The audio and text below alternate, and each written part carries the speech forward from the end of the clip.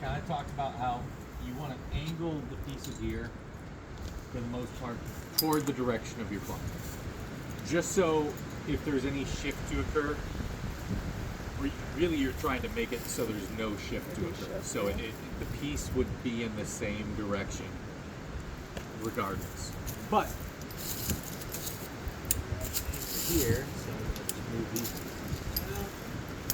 Got my 3 pieces, and what I'm going to do is I'm going to show you kind of a few things that can help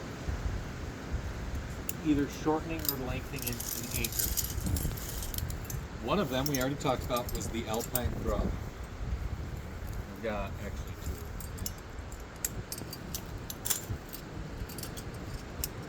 2. I failed to mention earlier that when you get the cordelette from the gym or REI or whatever outdoor retailer you buy it from, you do need to make sure that it's climbing rated. Generally, these cordelettes at about 8 millimeters, they'll give you a tensile strength of about 4,200 pounds. That's static, it's not dynamic, so, and you definitely don't want to bungee jump off of these. But they're very, very strong. But for the lake and in general top rope applications around the Midwest, having about 30 to 40 feet is what you're looking for. More the better, and why do you think that is? Flexibility. But the more you have, you can get over the edge. If you don't have enough to get over the edge, that's an issue. So most of these are 30 feet. I think there's one that's like 20 or 25 feet. My personal one for multi-pitch climbing is much shorter because I don't need the huge amount of length. That's at about 18 feet, but it's the same principle. But you want about 30 feet of the cord, but I'm going to make a quick little anchor here. And then I'm going to run into an issue. And the issue is that my anchor, when I throw it over the edge, isn't equalized. But I already have the rope over the edge. Everything's set. How do I change it? Right? So I'm going to show you how to. But it only works in some scenarios. In some cases, you need to pull the rope up and fix it. But I've clipped the 2 outside pieces with the 8s on the bite. Got that inner piece. And then I'm going to say, when I throw it, and obviously I'm putting the slack in for a reason. Get that off. Here's my master point. My master point's over the edge. Locking carabiner, threw the rope over. We're ready to climb. But then once I realize it, oh, tension, tension, loose. How would I fix this? I know, but I don't remember exactly. There's 2. You can wrap around a beaner, wrap it around a beaner. There's a better way. There's a better and a cleaner and just better way. Retie them out. You just retie the knot. Then you would have to pull the rope up. Retie the knot on the outside of the carrot. But then you have to get it so it's equalized. Right. Have you ever tied a knot to try to get it to equalize itself? Yeah. So, if I can have somebody just hold this here while I'm explaining it, but please keep watching. So it's equalized. All the weight is down on the base, but I've got this weak strand. Instead of trying to get the figure 8 to move, which is very difficult. I'm sorry, I'm like hiding my eyes. Which is really difficult. I'm going to do something different. So instead of tying the figure 8 follow through, I'm just going to kind of measure it up just a bit. Okay.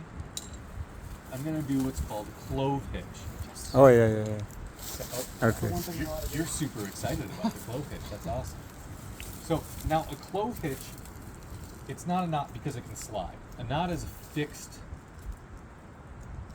So the figure eight, all that's fixed. It's not going to go. Hitches are generally used for things that can pull and tug at a certain point, but you still need to get it undone later.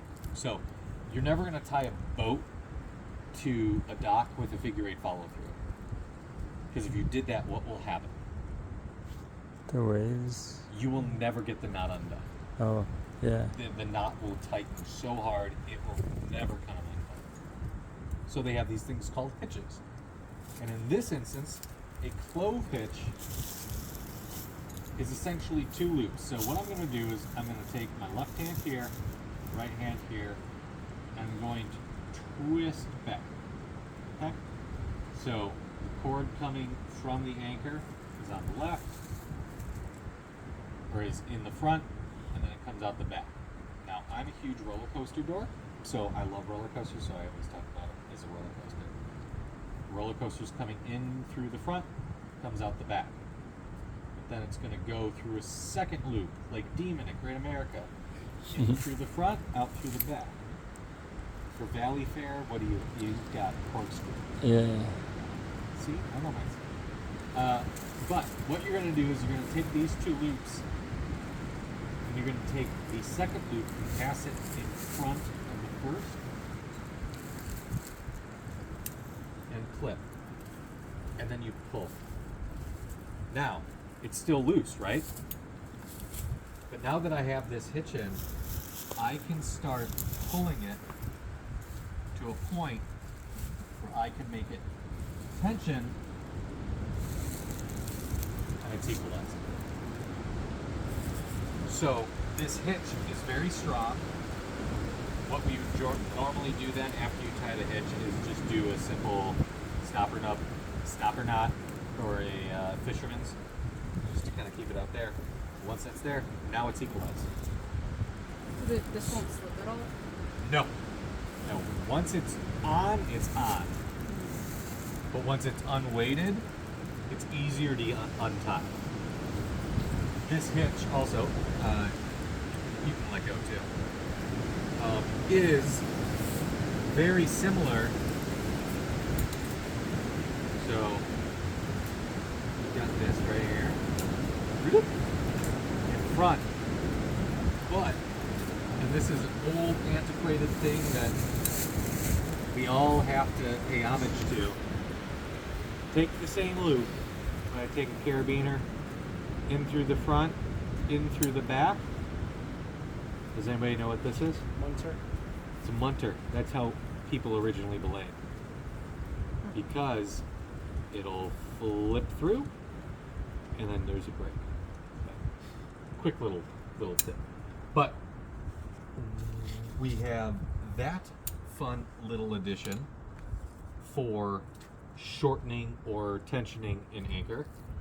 It's also very applicable when you do that. It just gives you, if you want to pull that again, like it's oh wow, look at all the slack. And you just bring it in, get that tightened up.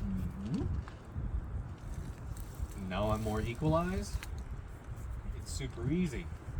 But the other cool thing is that if you need to extend a little bit, say these two pieces are super slack, you then can loosen it. You don't always want to incorporate a munter into, or sorry, not a munter, clove hitch into every anchor. But this is a quick and easy way. I didn't change any of my gear. I didn't undo my master point. My rope's still hanging down. But I just made a quick little adjustment.